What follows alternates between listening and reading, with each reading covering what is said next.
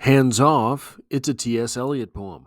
Welcome to Strip Cover Lit, where we squeeze the bigger picture out of literature. I'm Adrian Fort, and we are here for another poetry discussion, which will appear, of course, in the poetry discussion playlist here on the channel. Now over 600 videos strong. The poem in question today, The Winter Evening Settles Down. This is from Preludes by T.S. Eliot. And the reason I want to talk about it is that it is a pretty good example, in my opinion, of the dichotomy between literary devices. The poem reads as such. The winter evening settles down, with smell of steaks and passageways, 6 o'clock, the burnt-out ends of smoky days, and now a gusty shower wraps the grimy scraps of withered leaves about your feet. And newspapers from vacant lots, the showers beat on broken blinds and chimney pots. At the corner of the street, a lonely cab horse steams and stamps, and then the lighting of the lamps.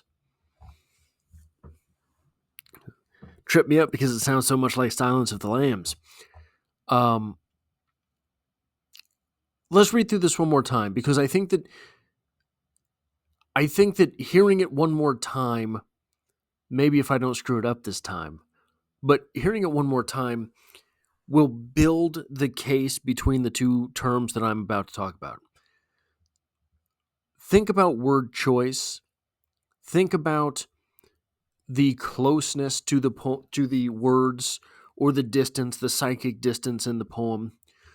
Think about everything that goes into building the experience of poetry. The winter evening settles down with smell of steaks and passageways. 6 o'clock, the burnt-out ends of smoky days, and now a gusty shower wraps the grimy scraps of withered leaves about your feet. And newspapers from vacant lots, the showers beat on broken blinds and chimney pots.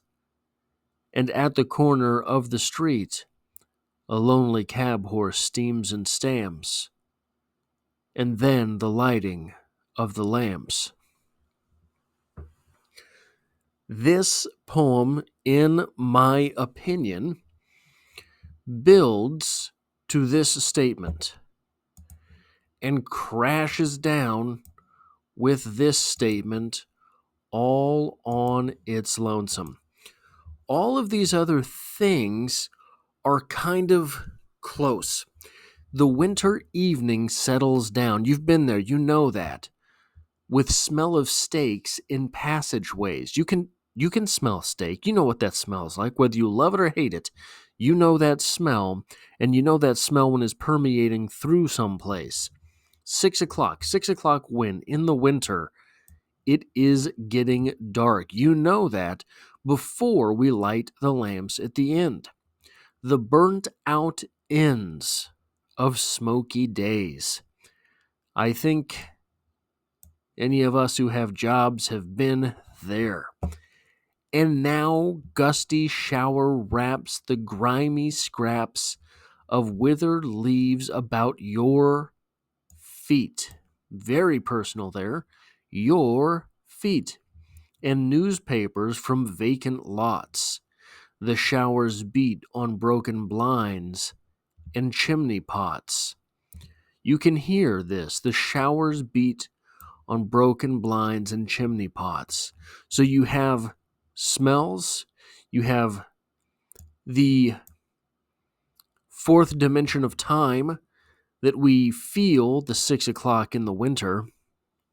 So smell, time, you feel these newspapers about your feet, or the grimy scraps about your feet. You hear the chimney pots, the showers on the chimney pots. And at the corner of the street, a lonely cab horse steams and stamps. All of a sudden, everything in this poem goes from on the person, You're hearing things, you're seeing things, you're feeling the time, you're under the growing darkness. To all the way over there is a cab horse. And then the lighting of the lamps. We are greeted at the end here by a reminder that, hey, it's getting dark. The day is over. You have survived, but probably lost anyway. This poem, to me, is a really good example of tone versus mood. We get this from study.com. Tone and mood are often confused, so now would be a good time to make sure you understand the difference between the two. If tone is the author's attitude toward a subject, then mood is how we are made to feel as readers or the emotion evoked by the author. T.S. Eliot. How does T.S. Eliot feel about any of these things? I don't think we have a very good idea. And that is, in my opinion, a beautiful thing. The tone of the author, especially perhaps with poetry, can absolutely destroy a poem.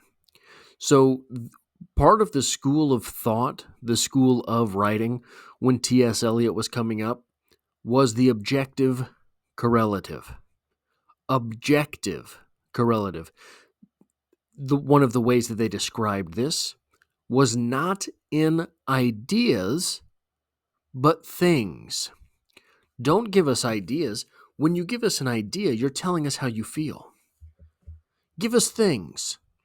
And with those things, you will build mood.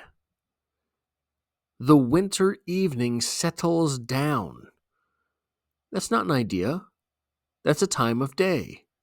Settles down might be a little bit of a judgment call from the writer, but really, it's not the tone there. It's setting the mood. Because you're showing your reader the direction, the general direction of this day, settling down. This day isn't whimpering to a close. This day isn't exploding ever forth. This day is simply settling down. This is just another day. With the smell of steaks in passageways, the author doesn't say with the voluptuous scent of steaks, with the mouth-watering aroma of cow. None of that's there. With the smell of steaks in passageways. The mood set is that you get the sense of everyone home cooking dinner. It's a thing, but it communicates something to you. 6 o'clock. I mean, how naked a statement can that be? 6 o'clock. That is the tone of this poem. The tone of this poem is completely neutral. Now, I get myself in trouble because I talk about hauntology an awful lot on the channel. This poem feels hauntological to me, but I don't think we have to go down that route. This poem feels foreboding to me because you have all of this closeness just to point to this faraway thing and talk about the time. This is very distant. This is very you're not invited. This is very the mood here is one of general perhaps dismay. General avoidance, might you say?